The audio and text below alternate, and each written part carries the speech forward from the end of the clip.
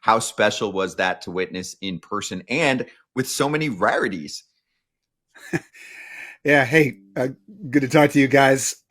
It really was special. There are certain games that you watch with your own eyes and you realize how lucky you are to be watching them. That was one of those games. I think there's a really compelling argument. That's the greatest game seven ever played. And I don't say that lightly. It had so many twists and turns and elements that normal baseball games don't have. Game tying homer in the ninth, go ahead homer in the 11th. No World Series game seven had ever had either. And we had both. And then, we could talk about all the stuff that happened in between, but what a freaking game. Wow. Jayson, forget the game. How about the series? Was this the Yeah. best World Series we've ever seen as far as competitive wise, right? Every game was close. I guess game one, you throw out game one. But after that, every game was close. Every game came down to a pitch here, a pitch there. We had extra innings. We had bottom of the ninth chances. We had guys making unbelievable plays. We had base running good and bad. We had this and that. It was every game besides probably game one. We had something incredible to talk about. This is the best World Series probably that I can remember for just competitiveness. Yeah, well, even game one had the Barger pinch grand slam, and there'd never been one of those. Every game had something great. And most of those games had just drama for hours, and it just hung there in the night. I've been thinking about this, AJ. It's certainly in the argument for greatest World Series ever. In 2016, because you had the two epic droughts riding on it, Cleveland and Chicago. 2001, that was wild every step of the way, right up to Luis Gonzalez. 2011 became great because the last two games were so classic. It's hard to do this kind of discussion without mentioning 1991 with Morris, Smoltz, and Puckett and all the one-run games. But I really looked at this long and hard. I couldn't find a single World Series that had everything that this series had. So if we wanted to vote for this series as greatest series ever, people would have a hard time proving us wrong, man. Did the Jays outplay the Dodgers?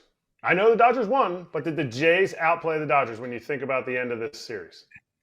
Yeah, I think we could say yes, but I don't know if I ever told you guys, I always wanted to do a 30 for 30 and call it one bounce of the ball.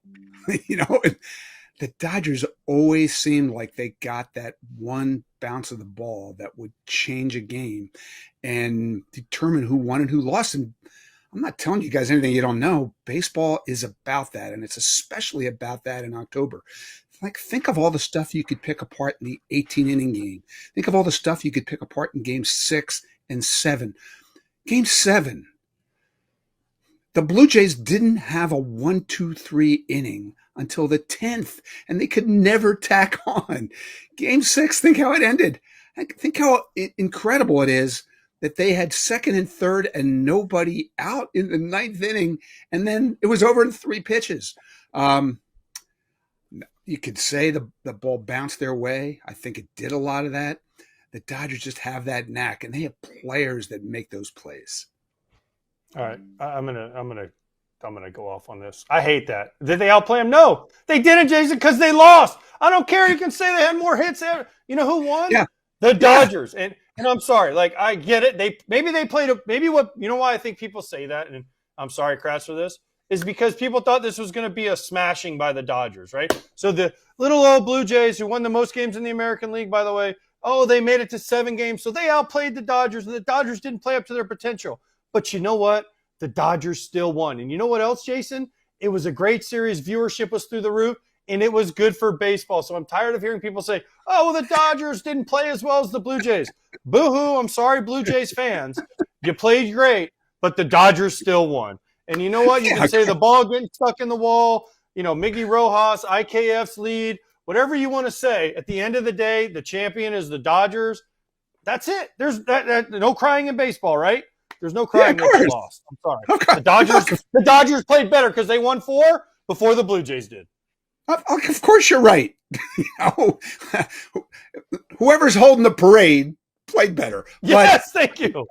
I can tell you that, yesterday in the airport in Toronto, a huge Dodgers delegation was there waiting for their flight at the same time as my flight. And we were talking, and I can't tell you how many of them talked about how impressive the Blue Jays were. I think now that, to me, that's a sign they underestimated the Blue Jays going in. They didn't know the Blue Jays were that good.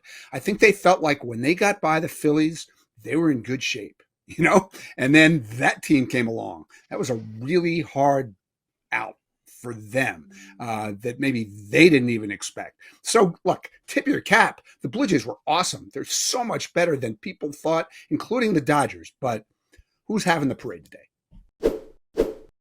Hey, we've told you about Huel's new Daily Greens ready to drink can, but also we do not want to forget about the OG. Your favorite. You love that chocolate peanut butter flavor. I do. You and Kratz love that chocolate peanut butter flavor. That's my favorite one. Mm-hmm.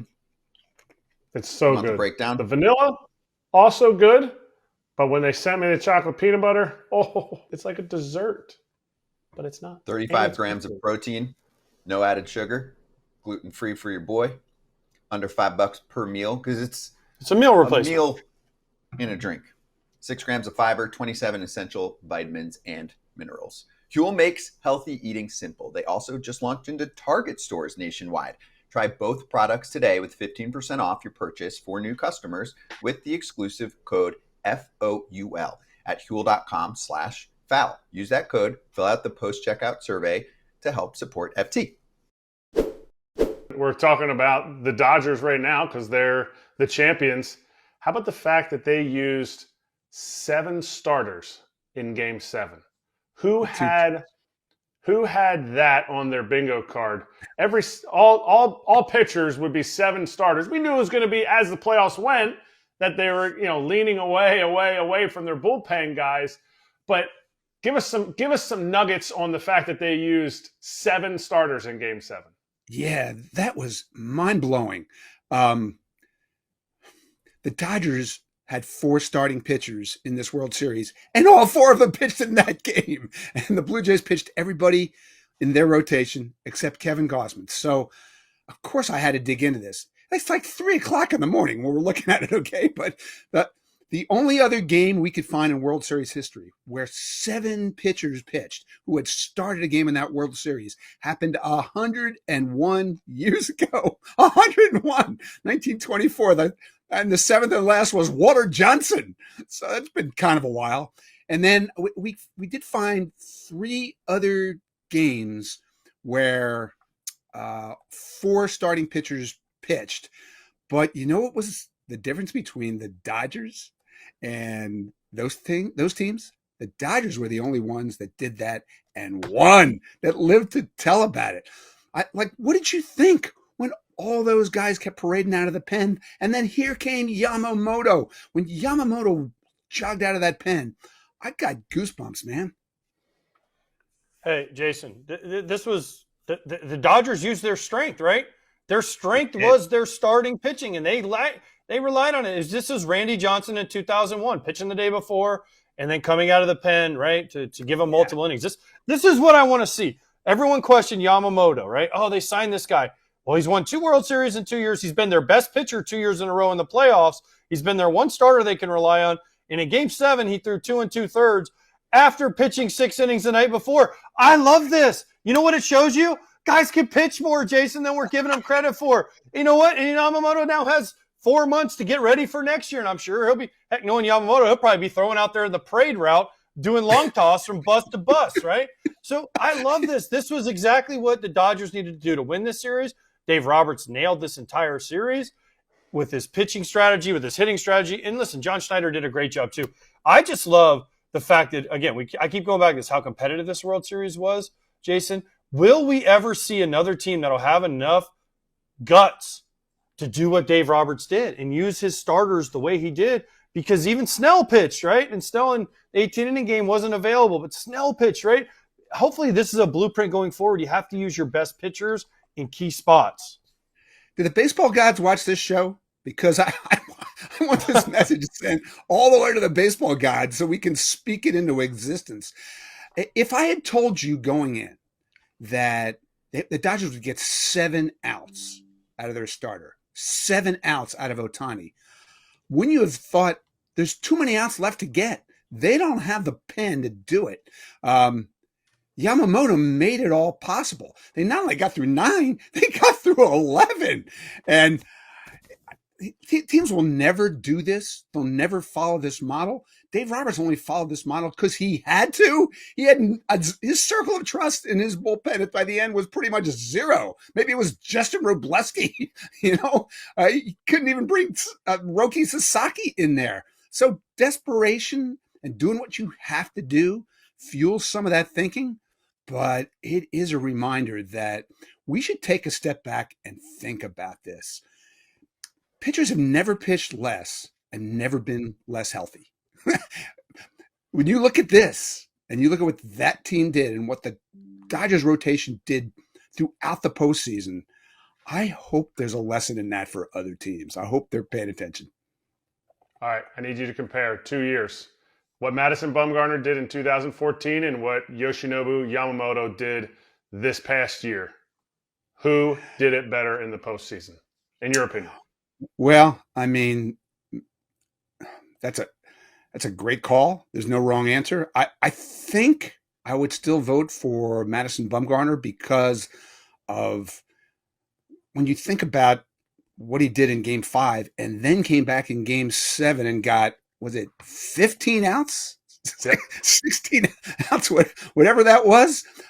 He just wouldn't come out of that game. In fact, I remember saying to Dave Righetti afterwards, he was their pitching coach, Dave was like, was Bumgarner just going to stay in for as many innings as you played? And he said, no, if he got in any trouble at the end, he was going to come out. I said, that tying run was on 3rd with 2 outs in the 9th. And he said, yeah, he wasn't going to give up a hit to Salvi Perez. So, okay. That was epic, but this was epic within the context of the time. So I think what Bumgarner did, I'd probably give extra weight to, but because of the age that these guys play baseball in now, Yamamoto's right there.